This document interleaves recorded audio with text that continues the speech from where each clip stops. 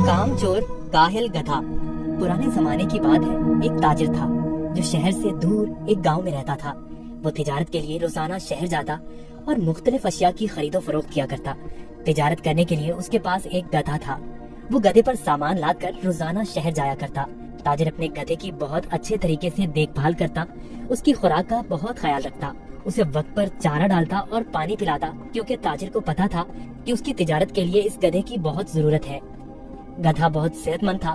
ताजिर बहुत सारा सामान एक साथ गधे पर लादकर फरोख्त के लिए शहर ले जाता, लेकिन उसका गधा बहुत कामचोर और आलसी था। उसको भागना दौड़ना खाना पीना बहुत पसंद था। ओ, आज फिर शहर जाना पड़ेगा। मुझे हमेशा छुट्टियां क्यों नहीं हो जाती? मुझे छुट्टियां बहुत पसंद हैं।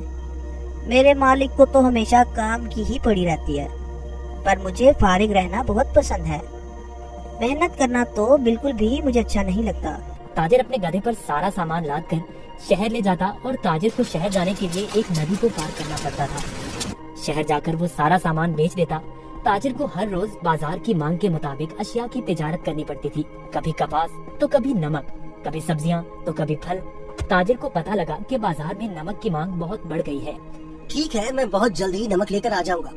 उसने अपने गधे पर 4 बोरियां नमक की लादी और उसको मालूम हो गया कि 4 बोरियों का वजन काफी ज्यादा है। ओहो, मेरा गधा इतना वजन नहीं उठा सकता। इसका वजन थोड़ा कम करना पड़ेगा, यही ठीक रहेगा। उसने गधे की पीठ से एक बोरी उतार दी, फिर भी गधा आगे जाने के लिए तैयार नहीं था। ताजिर को अपने गधे का तो बहुत ख्याल था, पर उसको अपने गधे का पता था कि वो बहुत कामचोर और आलसी है। उसने एक छड़ी गधे की पीठ पर मारी और उसे बाजार ले जाने की कोशिश करने लगा।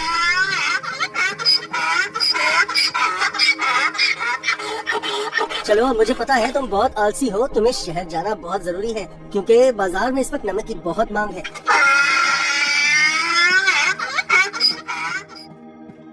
ताजिर ने सारा नमक फरोख्त कर दिया। ओहो, सच में बाजार में नमक की बहुत मांग है। ताजिर ने फिर रोज की तरह शहर में नमक फरोख्त करना शुरू कर दिया। गधे पर कभी 3 तो कभी 4 बोरियां लादकर बाजार जाना पड़ता था, जिसकी वजह से गधा नाखुश था। पर वापसी पर गधा बिल्कुल खाली आता और बहुत खुश होता।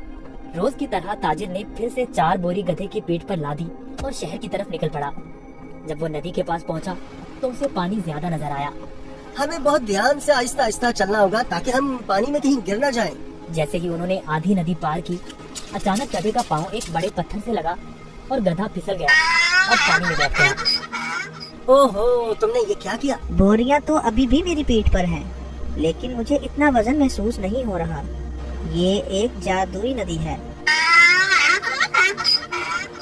गधा इस बात से हैरान था कि नदी में फिसलने की वजह से उन बोरियों का सारा नमक नदी में घुल गया था और बोरियों में से नमक खत्म हो चुका था।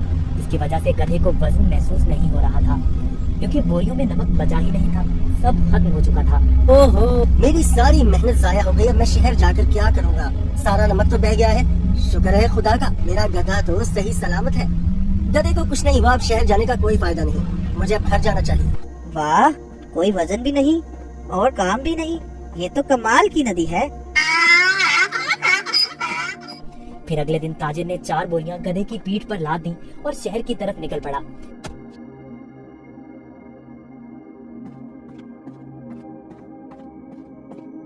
आहा, कल का दिन कितना अच्छा था। कोई काम भी नहीं करना पड़ा था। आज मुझे फिर काम करना पड़ रहा है। ठीक है, आज फिर से मैं आलसीपन दिखाता हूँ और अपना वजन कम करता हूँ। फिर तो मैं नदी से ही घर वापस जा सकता हूँ, कल की तरह। वो एक जादुई नदी है जो मेरा वजन कम कर देती है। वो कल की तरह आज भी मेरी मदद करेगी। ताजिर उस दिन गधे की चालाकी से बिल्कुल बेखबर था। रोज की तरह ताजिर अपने गधे के साथ इस नदी के पास पहुंचा तो गधा ताजिर से पहले ही इस नदी की तरफ जाने लगा। ताजिर ने उसे रोका। रुको रुको। गधा फिर से नदी में फिसल गया जहाँ वो पहली बार फिसला था। ओहो, तुमने क्या किया? काहे गधे, जल्दी से बाहर आओ। लेकिन बहुत देर हो चुकी थी। बोरियों का सारा नमक नदी में घुल गया। गधे को अब कोई वजन महसूस नहीं हो रहा था। वाह, ये हुई ना बात। कोई वजन भी नहीं और काम भी नहीं। ये दोबारा कैसे? जरा सोचता हूँ, ये जानबूझकर मेरे साथ कहीं चालाकी तो नहीं कर रहा। ओह काहिल गधे, मैंने तुम्हारा इतना ख्याल रखा और तुमने मेरे साथ क्या किया? इसे घर वापस ले जाता हूँ। मुझे पता है, अब देखो मैं तुम्हें कैसे सबक सिखाता हूँ। गधे ने सोचा, मैंने काम चोरी का ये अच्छा तरीका ढूंढा है, पर ताजिर का तो आज कुछ और ही जहन था। अगले रोज ताजिर ने गधे की पीठ पर 6 बोरियां रुई की लाद दी, लेकिन गधे को थोड़ा सा भी वजन महसूस न हुआ।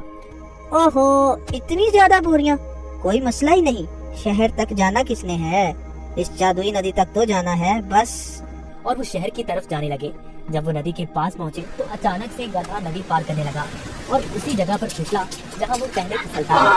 ताजिर बाहर खड़ा होकर ये सब मंजर देख रहा था। ओहो, ये मेरी पीठ पर इतना वजन कहाँ से आ गया।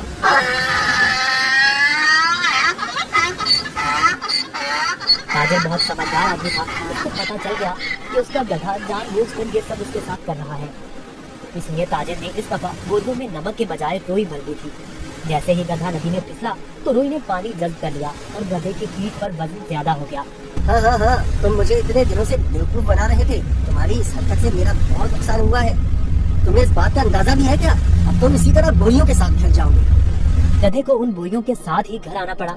इस तरह गधे ने अपना सबक सीख लिया और उस दिन के बाद गधे ने कभी नदी में फिसलने की हिम्मत न की।